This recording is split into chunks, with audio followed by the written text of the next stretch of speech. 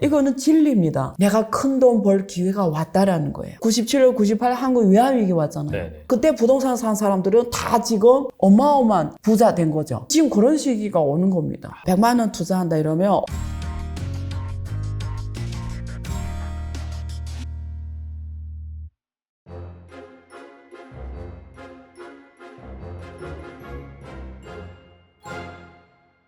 그렇다면 이런 불확실성이 만연한 상황에서 네. 과연 이제 투자를 해야 되는지 말아야 되는지 네. 그게 좀 궁금합니다. 저는 항상 이래요. 이거는 진리입니다. 네. 제가 그 자본시장 연구원에 있었는데요. 자본시장 연구원이 금융업에 있는 분들은 아세요. 그러니까 자본시장 쪽 싱크탱크 기관이에요. 네. 그러니까 뭐냐면 그런 거죠. 그 금융이면 세 가지입니다. 증권, 은행, 보험이에요. 그럼 한국은 어떻게 되어 있냐면 정책연구원이 다 있어요. 네. 그럼 한국금융연구원은 은행 관련 정책, 보험연구원은 보험 정책, 나머지는 자본시장 연구원에서 합니다. 제가 거기에서 국제금융연구를 7년 했어요. 그래서 이 증권 쪽 그걸 오래 봤단 말이에요. 근데 확실한 게 있는데 그때 내가 기억이 너무 뚜렷해서 지금 그 말씀을 드리는데 네네. 한국 여러분 가서 지수를 한번 보세요. 한국 코스피 지수를 2010년부터 2012년, 13년까지 갇혀 있어서 지수가 네네. 이 지수가 변동이 없었어요. 이게 상하 5% 10% 요 사이에 변하다 보니까 맞아요. 네. 이게 투자자 입장에서 제일 안 좋은 상황이에요. 그렇죠. 네. 변동이 없다라는 거는 돈을 못 번다는 말이에요. 근데 불확실성, 우리가 금융에서는 불확실성이라는 거는 위기입니다. 근데 위기 말 그대로 위험과 기회잖아요. 그렇죠. 그러니까 불확실한 건 위험이 커진다라는 거예요. 그래서 투자자 입장에서는 돈이 잃을 확률이 다른 때보다 높다라는 거예요. 일단 이 마인드를 확실히 갖고 있어야 됩니다. 돈을 잃을 확률이 훨씬 높을 때다, 지금은. 그러나 금융이라 본질은 뭐냐면 하이 리스크, 하이 리턴이에요.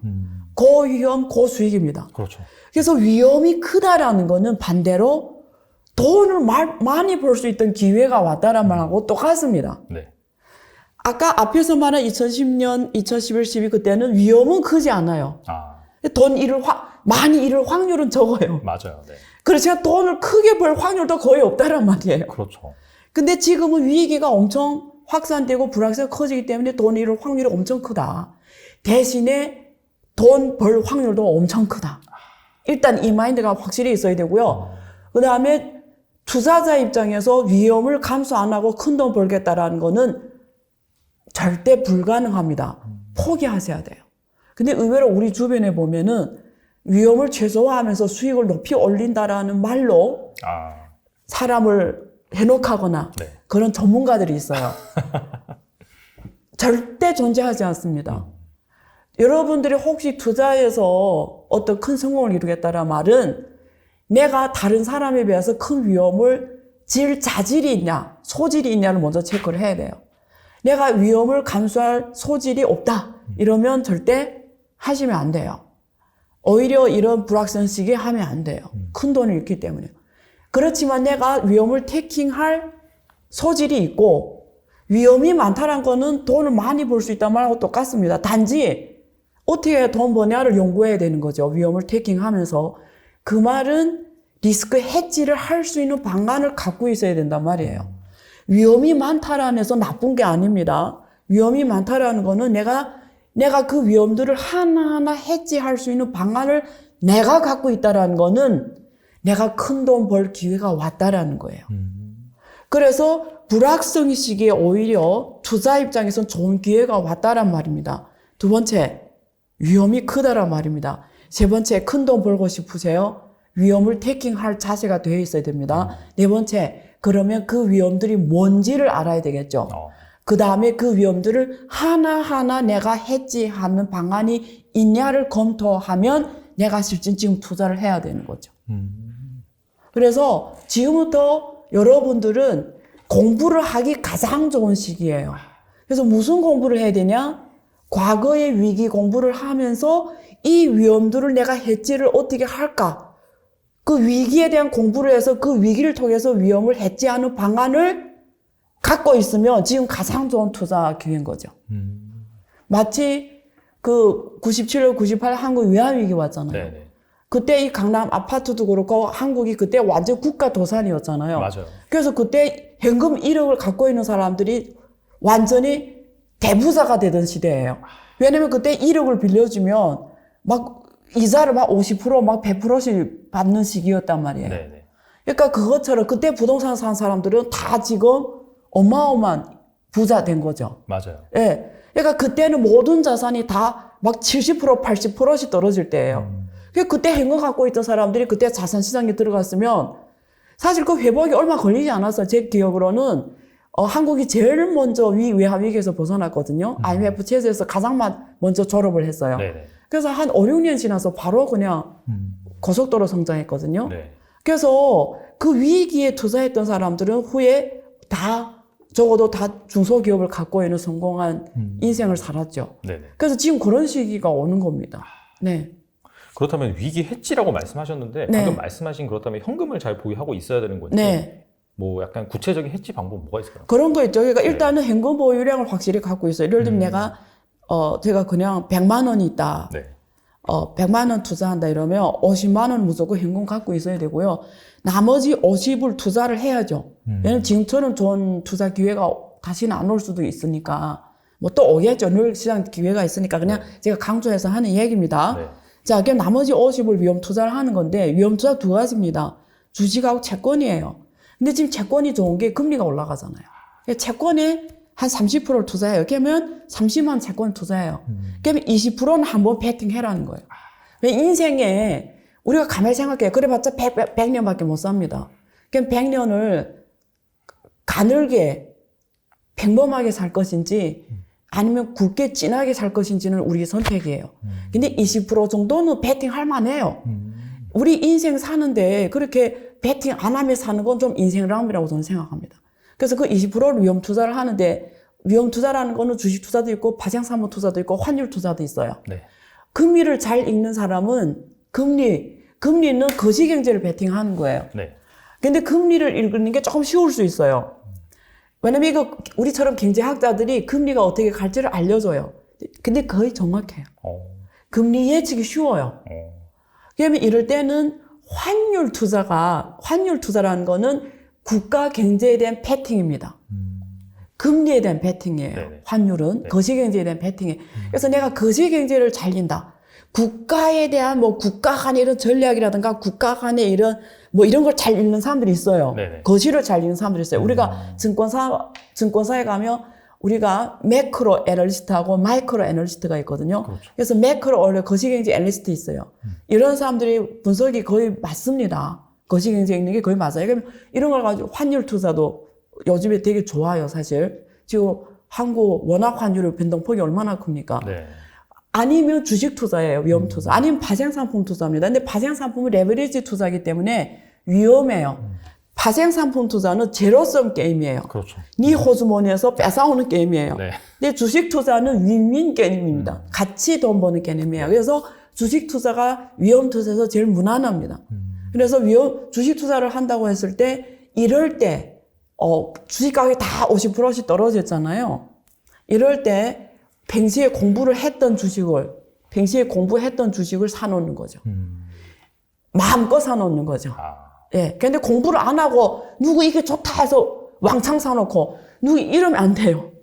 내 리스크 헤지란 말이 무슨 말이냐면, 적어도 그 사는 주식에 대해서 알고, 공부를 알고, 그 주식의 위험이 뭔지를 알고, 어떤 경우에 주식이 떨어지냐를 알고 사라는 거예요. 그거는 공부를 통해서 그 위험은 해지할 수가 있어요. 근데 주식을 한 10개 공부하는 건 어렵지만, 주식을 한 2개 공부하는 거는 쉬워요. 그러면 그걸 공부를 통해서 그 기업이 존재하는 어떤 경우에 이 주식이 떨어질까, 그 경우를 공부하는 건 어렵지가 않습니다. 그런 걸 리스크 해지 방안을 짠다고 한다고 말하는 거예요. 그래서 이제 말씀하신 대로 하면은 적어도 주식이 엄청 망해도 거리에 나는 일은 없습니다. 네. 왜냐면 금리가 올라가는 시기 때문에 채권에서 돈 버는 거예요. 예. 그래서 자산 포트폴리오를 잘해야 되겠죠. 예. 궁금한 게 교수님 같은 경우에는 리스크를 감내하시면서 네. 혹시 그 뭐 어디에 투자를 하시는지 뭐 섹터라든지 그런 거 말씀해 주실 수 있나요? 저는 확실해요. 저는 처음에는 부동산 투자를 많이 했어요. 제가 부동산 투자를 2008년부터 2007년, 2008년부터 시작을 해서 사실은 문재인 정부까지 했는데 문재인 정부 들어와서 중국, 한국 다 합니다. 다 했습니다. 그래서 문재인 정부 들어와서 사실 부동산 시장은 끝났어요. 돈 버는 이제는. 그래서 부동산 다 처리하기 시작을 했어요. 그래서 그 돈으로 지금 저는 제가 관심 가는 섹터는 두 가지입니다. 미래 4차 산업 쪽하고요. 그 다음에 그 신재생 에너지 쪽이에요. 환경 쪽. 네네. 그리고 제가 지금 신재생 에너지 바이오 쪽 투자하고 있고요. 그 다음 메타버스 관련 쪽 이 두 가지를 주로 제 투자하는 섹터는 두 가지입니다. 그래서 이쪽으로 지금 돈을 부동산에서 지금 며칠 전에도 지금 매도를 했고요. 그 돈들을 다 이쪽으로 지금 네. 콘텐츠, 교육, 메타버스 이쪽으로 지금 투입하고 있습니다. 네. 네. 그러면 안 그래도 뭐 신재생 에너지 쪽, 환경 쪽 그렇게 네. 말씀하셨는데 또 네. 우리나라에서 네. 사실상 큰 비중을 차지하고 있는 게 반도체도 있지만 네. 2차 전지가 있어요. 네. 뭐 중국과 같이 약간 그렇죠. 좀 글로벌에서 탑 클래스에 그렇죠. 위치해 있는 그런 산업인데 최근에 이제 미국에서 인플레이션 감축 법안이 통과되면서 이 국내 2차 전지 산업에 대한 관심이 좀 뜨거운 편입니다. 맞아요. 그래서 약간 2차 전지, 국내 2차 전지 산업 어떻게 보시는지 궁금합니다. 일단 그때 바이든이 한국에 출장 왔잖아요. 국빈 방문해 온 게 아니고 정상으로서 온 게 아니고 일하러 왔단 말이에요. 그래서 와서 윤석열 대통령을 만났고 삼성을 방문했고. 네. 근데 왜 그랬겠어요? 한국에서 제일 주목하고 보고 있는 게 한국의 반도체와 한국의 배터리입니다. 네, 네. 왜냐면 미국이 가장 필요로 하고요. 미국은 이 배터리가 굉장히 지금 약해요. 그래서 그 한국의 이런 우세 산업을 우리가 G4라고 하잖아요. 반도체 공급망 차원에서는 G4 개념으로 해서 공급망을 같이 갖고 가자. 그래서 한국이란 나라를 바이든이 한국 와서 전달한 메시지는 이런 거죠. 미국에 있어서 한국이란 기술과 안보를 같이 가는 거다. 그래서 공급망을 같이 가자. 무슨 공급망? 반도체하고 네. 이 배터리 쪽은 같이 간다. 왜냐면 미래는 우리가 석유 시대에는 석유 자동차 시대에는 오펙 나라들이 있었잖아요. 네. 석유 자동차 시대에는 석유를 장악한 자가 왕입니다. 맞아요. 그래서 오펙 국가들이 중동 국가들이 기름만 팔면서 편안하게 살아왔잖아요. 가스를 팔고 러시아 같은 나라들 네. 이런 나라들이 왕자였다면 미래 신재생 에너지 시대에서는 배터리를 가진 자가 오펙입니다. 그래서 한국, 일본, 중국이 배터리 강국이에요. 동북아 3국이 미래 산업에서 가장 핵심 기술을 갖고 있어요. 여기가 오펙입니다. 네. 그래서 바이든이 막 열심히 출장 온 거예요. 왜 출장 왔겠어요? 그러니까 중요하니까 한국, 우리 동맹국이잖아. 빨리 미국에 투자해. 뭐 반도체하고 배터리 빨리 해. 그래서 한국 대기업들이 그래 하겠다고 간 거잖아요. 갔는데 미국의 그 반인플레이션 법이 통과가 되면서 네. 보조를 미국에서 생산하거나 미국에서 부품을 조달하는 기업한테만 보조를 전기차 보조를 주겠다는 바람에 네. 한국의 자동차 업체들하고 여기 현대나 그리고 오히려 배터리 업체들이 당혹스럽게 된 거죠. 왜냐면 우리가 내내 일자리를 만들고 내년 또 필요해서 달려가서 공장을 만들었는데 인플레이션 법이 통과되면서 결국은 다 미국에 와서 해라. 미국에 와, 이게 2027년, 8년은 100% 다 미국에서 해야 돼요. 그렇지 않으면 보조를 전기차 보조를 안 준다라는 거거든요. 그러니까 이렇게 어떻게 보면 자기밖에 생각 안 하는 거죠, 미국이. 그러면 한국은 두 가지입니다. 일단 한국은 그래도 미국하고 FTA를 맺은 나라이기 때문에 지금 그 인플레이션법 통과법 내용을 보면은 부품 조달은 한국하고 FTA를 맺은 나라들에서 조달하는 것까지는 그런 걸 해줘요. 네. 보조를 해줘요. 근데 자동차 수입은 안 되는 거예요. 근데 왜냐면 반드시 현지 생산을 해야 되는 거예요.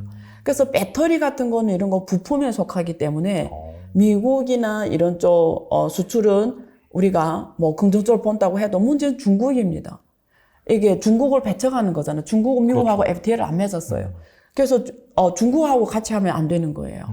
그래서 근데 중국은 또 배터리가 CATL, 중국의 제일 중요한 배터리 기업이 CATL하고 BYD거든요. 네. BYD하고 CATL인데 얘네들은 지금 미국이 대놓고 글로벌 공급망에서 중국 기업을 지금 배제하는 게 지금 인플레이션법이잖아요. 네. 그래서 얘네들이 지금 타격을 받는다 이렇게 지금 전망하고 있는데 근데 내 보기에 그것도 한 10년에는 불가능합니다.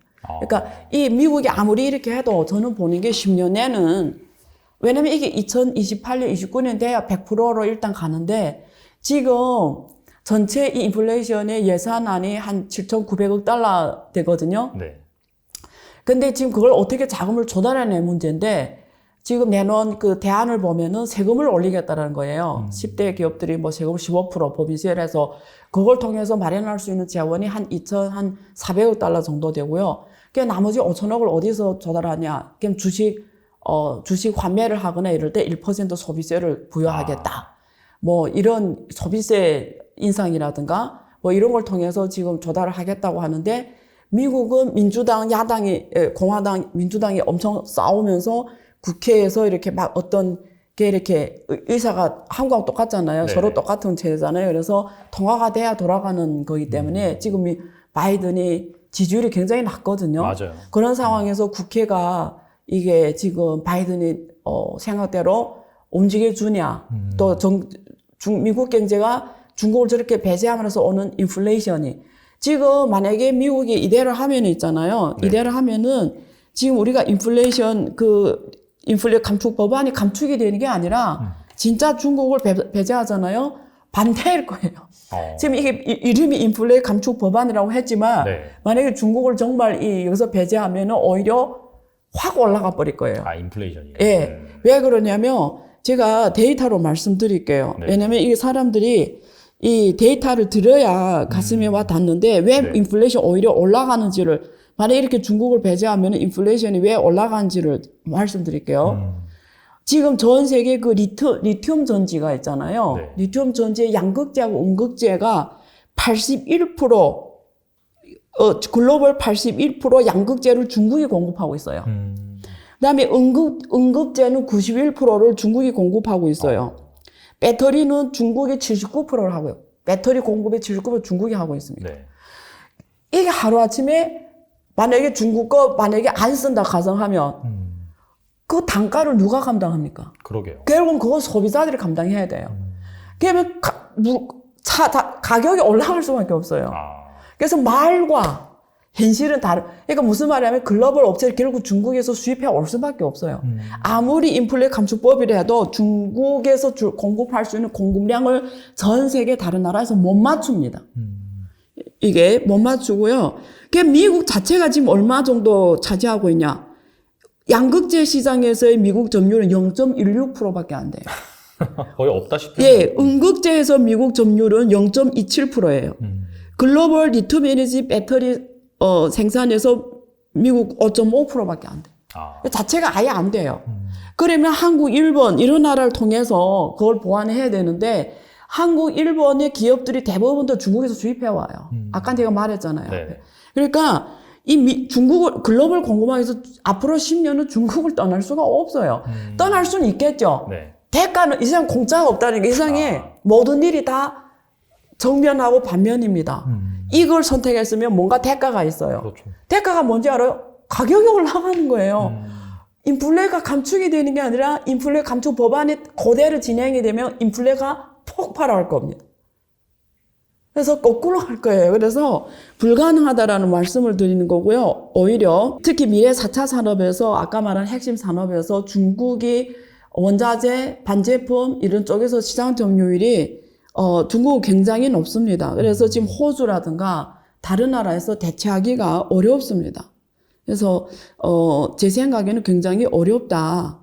앞으로 10년 사이에는 어렵고 오히려 만약에 인플레 감축 법안이 정말 그 기업들이 책대로 진행해서 인플레가 확 올라가면 미국은 손들 수밖에 없다. 저는 그렇게 생각하거든요. 그래서 당분간은 어렵다. 저는 이렇게 봅니다. 네. 결과적으로는 사실 뭐 네. 그냥 글로벌 2차 전지 기업들 입장에서는 네. 뭐 그렇게 영향을 미치는 법안은 아니라고 볼 수 있어요. 저는 단기간에는 영향이 크지 않다고 봐요. 그래서 이게 어느 만큼 글로벌 동맹 국가들이, 미국의 동맹 국가들이 미국의 이 전략에 같이 해주냐가 되게 중요하겠죠. 한국이나 일본이나 독일이나 뭐. 근데 같이 해주냐가 중요한데요. 어느 만큼 동맹 국가들의 역할이 중요해요. 근데 지금처럼 하면은 동맹국들도 짜증난다는 거죠. 아까 말했잖아요. 미국에 생산한 것만 해주겠다니까 한국 현대차나 이런 차들이 그 수혜 혜택에서 배제가 됐잖아요. 한국 전기차는 못 받는 거예요. 네네. 그게 차이가 700만, 한 차당 700만 원이에요, 원화로. 그러면 미국 차는 뭐 이기는 거예요? 테슬라가 제일 혜택을 봐요. 그러면 결국은 동맹국이라 하면서 미국은 자기만 생각하고 있는 거잖아요. 그럼 동맹국들도 모조리 아니잖아요. 네가 동맹국이라면 같이 윈윈을 해야 되는데 이런 법안을 만들어 놓고 내내만 혜택을 보고 동맹 국가들 기업들 혜택 못 보면 동맹 국가들 같이 하겠어요? 그래서 이번에 그 미국의 하원 의원들이 지금 한국에 왔잖아요. 네네. 그래서 여기 지금 장관, 차관 다 만나고 있잖아요. 그게 바로 요구하잖아요. 너네 그러면 지금 장관 차관 다 만났어요. 그래서 너네 그러면 안 된다. 풀어달라 막 이러잖아요. 전기차 보조금 우리도 달라 막 이번에 지금 하원의원들이 막 국회의원들이 말하고 있잖아. 미국 하원의원들이 알아가서 좀 상황 파악하겠다고 지금 그러고 있는단 말이에요. 근데 저렇게 미국이 자기 이익 중심 아메리카 퍼스트 하면 동맹 국가들이 그냥 우리도 안 한다라는 거죠. 그러니까 미국이 이렇게 지금 동맹국을 내세우면서 지저분하고 동맹국가를 하게 하고 좋은 거는 자기 혼자 테이킹하면은 말빨이 서겠어요. 그것도 1, 2년 서지. 이러면 안 서지. 그러니까 이게 결국, 왜냐면 중국은 시장이 크잖아요. 워낙 독일, 이태리, 프랑스, 한국이 중국과의 경제 관계가 엄청 지금 깊거든요. 아시잖아요. 네네. 그 막스의 자본론에 이런 말이 있어요. 우리는 사회주의 국가 사람들은 막스 자본론을 많이 배웁니다. 근데 막스 자본론이, 이 중에, 아주 중요한 말이 있는데, 경제 기초가 상층 구조를 결정한다는 말이 있어요. 이 말이 좀 어려운데 표현이 쉬운 말로 하면 이런 말이에요. 경제 기초가 상층 구조를 결정한다는 말이 무슨 말? 쉬운 말로 하면 부부간에도 돈 벌어오는 사람의 목소리가 크다라는 거예요. 가족 구성원 간에도 돈을 벌어오는 사람 목소리 크다라는 거고요. 기업 내에서도 돈을 잘 버는 부서가 목소리 크다라는 거고 조직 내에서도 돈을 잘 버는 자가 목소리 크다라는 거예요. 진리네요. 맞죠? 네. 그러니까 경제 기초가 상층 구조를 결정한다는 거는 경제 관계가 정치 구조를 결정한다는 거예요. 그럼 국가 간의 외교 관계도 경제 관계가 이 글로벌 지배 구조도 어디서 돈 벌어오는 자가 더 말빨이 세다라는 거예요. 그럼 중국과 비즈니스 했을 때 돈을 더 많이 번다고 하면 중국과의 지배 구조가 중요해진다라는 거예요. 네. 정치 구조가 중요해진다. 아무리 가치 이념이라도 사람들의 현실의 이 이익이 더 중요하거든요. 경제 이익이. 왜 나는 지금 살아가는 사람이잖아요. 내가 뭐 이념을 위해서 내가 뭐 50년 후에 100년 후에 내가 살아가는 사람 아니잖아요. 사람이란 건 경제 동물이잖아요. 앞의 이익이 더 중요하고 특히 민주주의 국가의 정권은 4년, 5년 임기밖에 안 되잖아요. 뭐 독재 국가처럼 20년, 푸틴처럼 20년, 20년씩 막 독재 경영하는 건 아니잖아요. 그렇죠. 그 민주주의 국가의 정치인들은 내가 4년, 5년 국가를 경영하는데 미래가 뭐 중요합니까? 코앞이 중요하지. 경제 기초 관계가 상승 구조를 결정하기 때문에 당분간에는 중국과 이런 글로벌 공급망에서 중국의 역할을 대체할 수 있는 나라가 저는 미래 10년 없다고 봐요. 인도 인프라라는 건 한 국가의 경제가 인프라가 먼저 사회 간접 자본이 투자가 안 되면 기업들이 이익을 못 냅니다. 그러면 인도 가보면 길이 일단 안 닦아져 있어요. 그냥 기업들이 사람의 월급은 낮은데 길이 안 닦여져 사회 간접자본에 안 투자되어 있기 때문에 물류비용이 너무 애보다 배꼽이 더 커서 안 맞아서 그래서 일본 기업들이 인도 들어갔다가 다시 나오거든요. 중국으로 나가서 인도 갔다가 다시 나오고 있거든요. 물류비용이 감당을 못하는 거예요. 그래서 저는 당분간 어렵다고 보기 때문에 글로벌 공급망, 특히 미래 산업은 중국이 제일 빨리 갔거든요.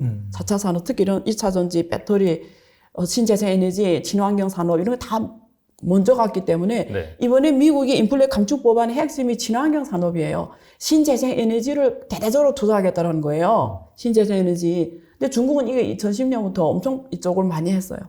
산업이 가장 잘 돼 있어요. 그래서 유럽하고 중국이 가장 많이 이쪽을 빨리 갔어요. 미국은 지금 이제 한다고 하는데 그게 인플레 감축 법안이거든요. 근데 이쪽이 부품들이 다 유럽하고 중국 쪽이에요. 그래서 미국이 인플레 감축 법안의 핵심이 인플레하고 상관이 없고 사실 친환경 산업을 대대적으로 키우겠다는 거, 신재생 에너지 산업을 대대적으로 키우겠다는 거거든요. 그래서 미래는 신재생 에너지 산업 쪽이고요. 우리가 부동산 있잖아요. 부동산에 20년 전에 부동산 사람들이 지금 다 부자가 됐어요. 20년 전에. 네. 한국도 그렇고 중국도 그렇고 미국도 그래요. 20년 전에 부동산 투자하는 사람들이 지금 다 인플레 때문에 다 거지가 됐다고 보시면 돼요. 네. 정말 지금 네. 주변에 돈 없는 사람 어떤 사람인지 보세요. 그 20년 전에 집하는 사람들이 지금 집을 못 삽니다. 이게 현실이에요. 네. 근데 한국만 그런 게 아니고 중국도 미국도 다 똑같아요. 지금 어떤 시점이냐면 지금 신재생 에너지 자동차가 그 상황이에요. 신재생 에너지 자동차 발전이 지금 너무 빨라요. 지금 신재생 에너지 자동차 투자를 안 한 사람이 20년 전에 부동산 투자 안 한 사람과 똑같아요. 지금 데이터를 보면은요, 작년까지 제가 지금 온몸으로 느끼고 있어요. 작년까지 전기차가 네. 그냥 쏘쏘였어요. 근데 올해는 2배 넘게 성장했어요. 그러면서 충전 인프라가 2배 넘게 깔리고 있는데 한국은 좀 늦어요. 왜냐면 한국이 이 아파트 안에 여러 가지 조합 때문에 그래요. 네, 충전 시설도 좀 설치하기 힘들고. 예, 여기는 옛날 아파트가 주민회의 거쳐야 되고 네. 복잡하더라고. 근데 중국이랑 보면은 작년 대비 지금 전기 자동차가 600만 대, 작년까지 300만 대 있다. 지금 600만 대로 올해 지금 치고 올라가고 있고, 네. 전체 자동차 침투율, 보급률이 27%로 올라갔어요. 작년까지만 해도 13%였어요. 네. 급격하게 성장하고 있어요. 그래서 신재생 에너지가 지금 미국이 인플레 감축법의 핵심인데, 그게 중국이 가장 빨리 갔고, 미국이 이제서 막 돈을 여기다 지금 막 7,500억씩 때리면서 하겠다라고 하는데, 그게 인플레 감축법의 핵심이에요. 이거 보면 웃기는 게 인플레 감축 법안을 해놓고 인플레하고는 전혀 상관이 없는데 왜 인플레 감축법이나 했는지 알아요? 국회에서 빨리 통과시키려고 하고, 두 번째는 사람들한테 내가 인플레를 잡겠다라는 걸 보여주려고 하는데, 지금 인플레하고 아무 상관없고, 이대로 하면 오히려 인플레를 더 높게 만들 거예요. 그래서 그렇게 보면 어떨까 싶습니다. 네. 말씀 들어보니까 이 중국 배터리 업체라든 전기차 업체들은 좋을 수밖에 없겠네요. 약간 이런 인플레 감축이라는 노이즈 때문에 약간 눌려 있을 때 좀 길게 보고 사실. 그래서 사실 내 말했잖아요. 지금 투자 안 하면 과거 20년 전에 부동산 투자하는 것 같다고요. 이런 좋은 기회가 안 온다니까. 엄청 떨어져 있잖아요. 주식이. 네. 네. 알겠습니다.